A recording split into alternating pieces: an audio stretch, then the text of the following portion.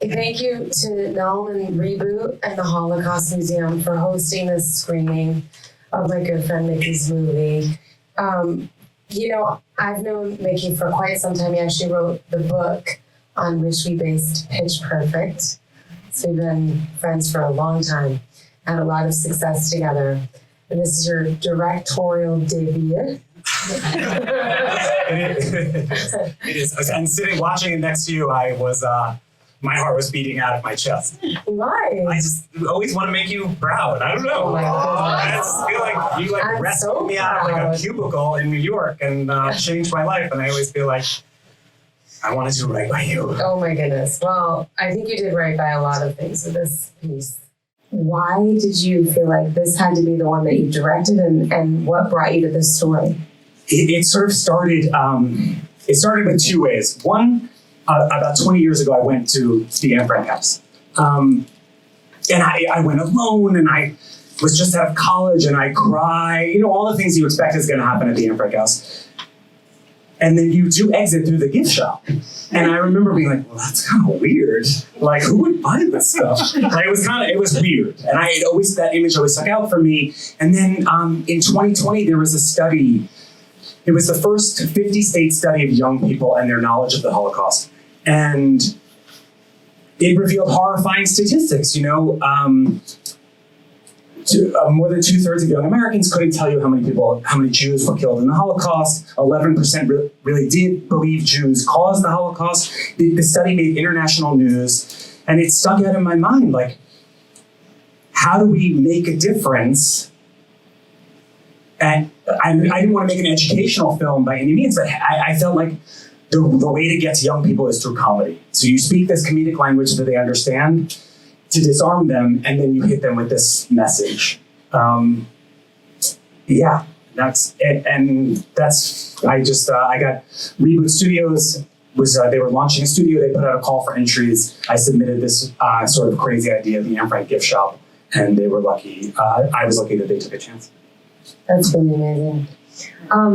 You talk about comedy. I find the tone of this to be so special, because I really think when I say roller coaster, what I mean for me as the audience, I won't speak for anyone else, but maybe you guys can relate to how I feel watching this. It is very disarming. You're like, okay, you're involved with the characters for a minute. You're trying to understand what's going on for them, which is that I love it. It's like, well, everyone's just living their lives, Right? That's one of the things I think is really important about this, is like, it actually did take everyone in the piece. This is an opportunity for them to pause and really think about, Anne Frank and the museum. And you're laughing until the moment when I really think there's like a wave of emotion, right? And then you nail us with the biggest joke in the entire piece, which is that that's not actually her grandmother. She really is, just wants to influence people. When I was writing it, I felt in the middle of the movie, we needed a huge laugh. Because of course you're listening to that story and you're thinking, okay, so here's the emotional moment. And I played with it in the editing room a million ways. There was music under it at one point, and then it felt you couldn't come back from it. But I knew I wanted to hit you emotionally, but then have a laugh so that you were really pulled back, and then we could really get the rest of the information in. But the craziest story of all, listen, everything in the movie is true. The Condé Nast Traveler joke, all the things in the movie are true. And that long story about Sally Frischberg is a very true, very sad story that I found while I was researching it. I went on YouTube. There was a UCLA talk with Sally Frischberg and her granddaughter, and I was so moved by it. And I was like, oh, I'll put this in. This will be funny. Fast forward all this time. We're promoting the movie. We send it here to the museum. We were going to do an event. We're going to donate some proceeds from this event to the museum. We want to share the movie with you. And this woman from the museum writes, and she says, OMG. And I was like, oh my God, OMG good, OMG bad. She said Sally Frischberg's granddaughter works at the museum. Sally Frischberg's granddaughter, Fanny, she was supposed to be here tonight. She unfortunately had a death in the family. But it wasn't, I couldn't believe it. I almost fell out of my chair. And she, thank God, loved the movie. She shared it with her grandmother. We have an amazing video of Sally watching the movie. And at the end of the story, she says, "That's not my granddaughter." And then she reveals, she's, okay, I saw it on YouTube. And Sally laughs, the biggest laugh. And it was just the small worldness of it was mind-blowing. I couldn't believe it. It was wild. Can you talk a little bit more about the research? What did you not put? You must have been overwhelmed, frankly. Yeah, I did a ton of research. Of course, I started with the book. And then there was a Rolling Stone article about young people dressing up as Anne Frank on TikTok and how that was like trending on TikTok. I did tons and tons and tons of research. I had a professor who I sent multiple drafts to for accuracy. And then really the things that I started to take out was anytime it felt too educational, which is sort of one of the things I learned from you, which was going back to the humor. You have always comedy first, and then the rest will come. And then I started to take out some jokes, not because any one joke was more offensive than the other, but it was like 3 in a row somehow felt like too much. That's probably good. Yeah, for sure good. Better to err on the side of caution with the Holocaust. I think comedy, I think, makes information really sticky, right? It puts it in your brain in a way because you're having a physical reaction of laughter in this experience. And so it allows your body to sort of take in information. I find a little easier. So I love that that's the tone you chose to sort of convey all of this. Can we talk, because we were in Hollywood and you made this thing, a little bit about, I think people love to know how. I think you sent the script.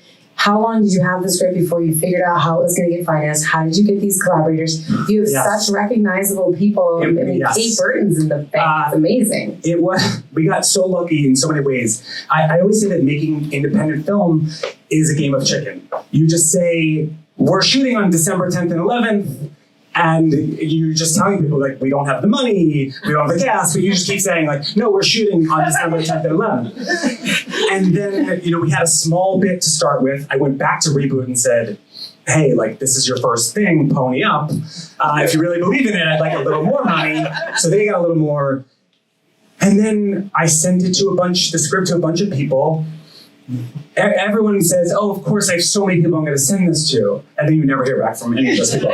But one person sent it to a woman, Jane Sinisi in New York, who is the granddaughter of Holocaust survivors. She's a film producer in her own right. And she read it, and she said, I'll give you 1/3 of the money, which was huge to me at the time. And also that she was the granddaughter of Holocaust survivors. She was the first person who told me it was funny. She's like, you can make an escape room joke in a story about Anne Frank, and it's funny, which was also a huge relief. And then the last third, I said, okay, we're going to lose the date, we're going to lose the location, we're going to lose the actors, so I'll put up the final third, and I'll trust that I'm going to get it back later, which thank God through grants and things we did. And my husband is an actor, and he's in the film. He's in the back, Jason Butler. He plays the guy who runs the meeting. He's in a mask because he is working next week. He can't get sick.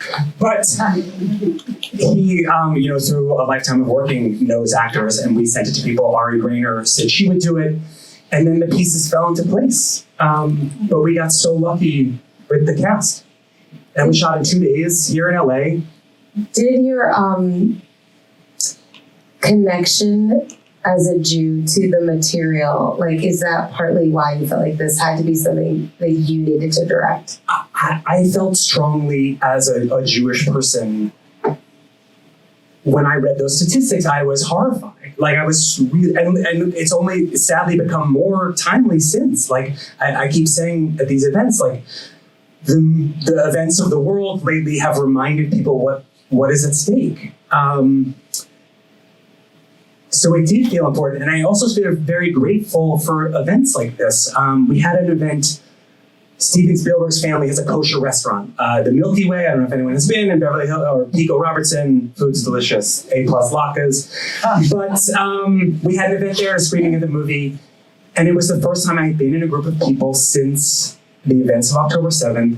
And when they say the Kaddish at the end, it was very cathartic. I mean, people were crying. I was crying. I feel like we didn't have a chance to grieve. I feel like this thing happened, this terrible thing, and we were immediately on the defensive. And I felt very lucky then and tonight and at all of these events to be together and to hear this prayer. I think there's something really powerful about those words that we grew up hearing and then hearing them again now. I am grateful to you for inviting me here because, since my husband and I also since 10/7 have really been seeking a sense of community and just a way to honor our Jewish heritage. And, for our kids, my son is literally studying for his bar mitzvah right now. How's it going? He was chanting earlier. I don't know. It's going okay. Say it's going okay. I'm not like in there like, how's it going? But he's doing it in March. He's doing it. It's going somehow. So I also really appreciate that this is happening now. I have a question for you. So you went at this. You could have written about Anne Frank and the gift shop and the issues of the gift shop.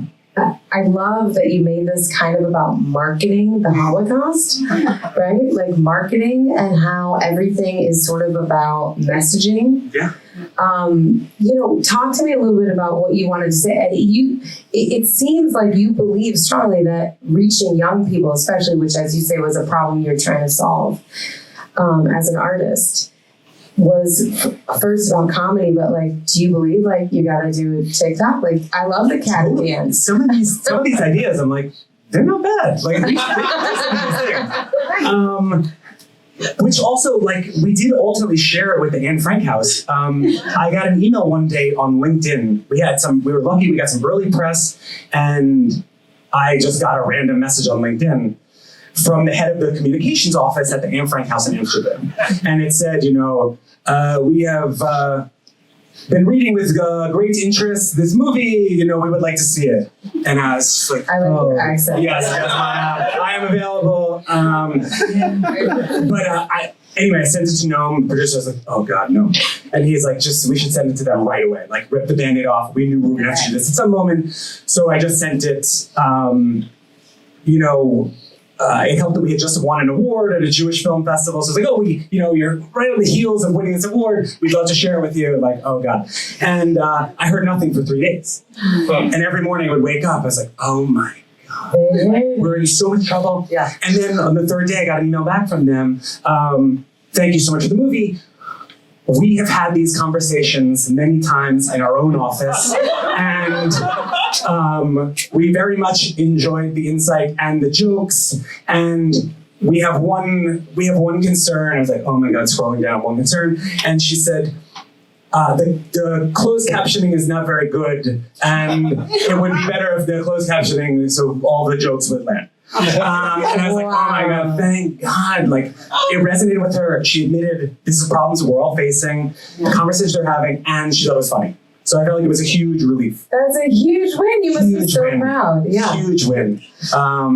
So hopefully next year we'll do an event together there. That would be amazing. So it would be amazing. And do you have any advice for the Holocaust Museum LA? Well, I did laugh. There's a sort of gift shop downstairs, and they do have a children's book about Morcha the cat. It's like Anne Frank and her cat. I was like, oh yeah, here we go. Why not? The cat killed. What is next for the? How do you feel that the message is getting out? You're doing an amazing, small part. I feel like it's all we can do. What is next for the film and for you? Yeah, I think it's doing its job. We released a sort of minute 20 clip from the center of the meeting online, and it has 52,000 views on Instagram in a week. I was like, people are finding this funny. The film, if you enjoyed it, is screening until December 18th on GQ.com in its entirety for free, which has been great to bring people in. And then, knock on wood, we're trying to make the shortlist for the Oscars, which will open up further doors. But we really just want people to see it. We really believe in the message of the film. We really believe the comedy works. We've seen it in enough rooms with the different people that it does disarm you and the message gets through. And we're just hoping that more people see it in 2024. Like, that's really the goal, is just to get it seen. I've been to a bunch of film festivals, Jewish film festivals, non-Jewish, the whole gamut of things. And I always feel so lucky to hear people laugh and then to hear a few sniffles at the end. I think it's also speaks to what she was saying about, what is it, the empathy? Empathy fatigue. Which is a real thing that scientists found with young people, that they really do have access to tragedy in their pockets 24 hours a day. And they're desensitized to violence, which is kind of another way that comedy works. Because it's a way to process trauma. Yeah, and you can see that you have a character processing the trauma of his mother's death. The mourner's carriage obviously hits real close to home for him at the end. Why was it important for you to end the film that way? But you should know, we shot a scene in the hallway where he calls, he and his dad talk on the phone for a minute. And it actually really does come back to Pitch Perfect. Because there was a thing, Elizabeth and Max Handel and her husband, who's here, who's produced the film, they always came back to this idea of, like, you can have the emotion, but you have to end with a joke. Like, you can hit, if you don't have a joke right after the maudlin saccharine thing, like, you fail. You gotta come back to a joke. So we had him in the hallway and he calls his dad and he's trying to connect with his dad. And his dad is, like, kind of rude the way parents can be. And he ends up just hanging up on his dad. And it was funny, but it was entirely unnecessary because we had the cats. The cats over Instagram in the end do everything that I wanted it to do at the end. But people have been asking about that sort of abrupt cut.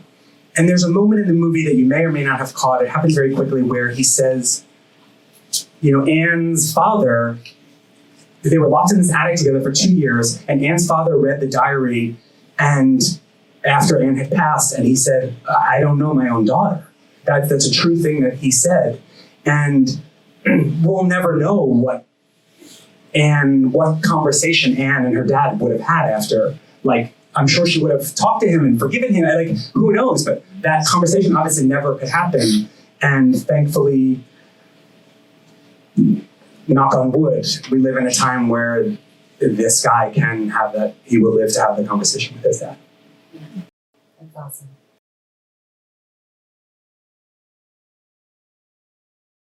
We've talked all about that. We're sort of like getting through this phase of the initial launch of the film and festivals and all that, and then have talked about developing a sort of curriculum around it where we can go to college campuses and high schools and screen it and have a, you know, sort of curriculum to discuss it.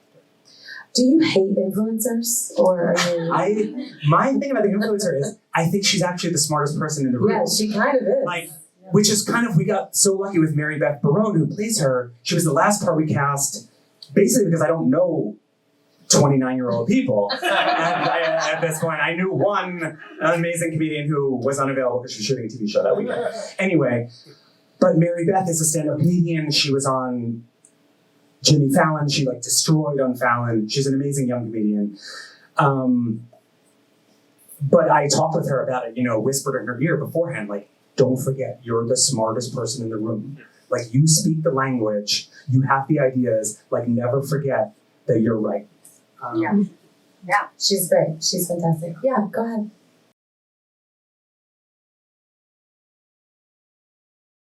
John? Yes, it's sort of wild, the Anne Frank house. When I went, it wasn't as hard to get in. Now it's like, it's like a hot restaurant. Like, they open the reservations like 6 weeks in advance. Like, you have to log in. Like, and it really is very hard to get a ticket now. You really have to plan ahead. And I heard this amazing anecdote about Gal Gadot, which may or may not be true, that she went at the last minute and was like calling in a million. She played Wonder Woman. She's Israeli. Was calling in a million favors to get tickets at the last minute because it is very hard to get in. And they don't want to pack the place. They want some silence that you can go through and have your experience. You have a personal footnote. And they did recently, just so you know, they did renovate the cafeteria recently, the coffee shop, and they did have a study to talk about what should be in the cafe and how it should that people leaving the museum had such a strong emotional experience, they needed a buffer between them, the experience in the real world. But then there was a review in Condé Nast Traveler that said the pastries are good. I did. I was like, yeah. And their review does, there's sort of information on Condé Nast Traveler about the museum. It does open with like that line about the line outside. I mean, I think it's so interesting, this feeling that we're all having of like survivor's guilt almost, right? Like that we can eat the good pastry after walking through the museum. It's like, it's a really, it's very impactful to think about. Just it brings out for me a lot of gratitude, and which is what I have for everyone who showed up tonight to watch this little film. And thank you all so much. This has been lovely. Thank you again, Noam, and to the museum and the staff that's helped us tonight, and to you, Mickey. Thank you all for coming. I know a weeknight in Los Angeles is very easy to cancel. 6:30 traffic. I'm very grateful that you're here. And we're going to go downstairs. We're going to light the Hanukkah candles. Yes. If that's interests you, there will be wine and some cheese and crackers. And if there was anything you didn't get to ask, I will be there. I would love to talk. And thank you truly to Reboot, to Elizabeth for hosting, the museum for having us. And I can't thank you enough for everyone.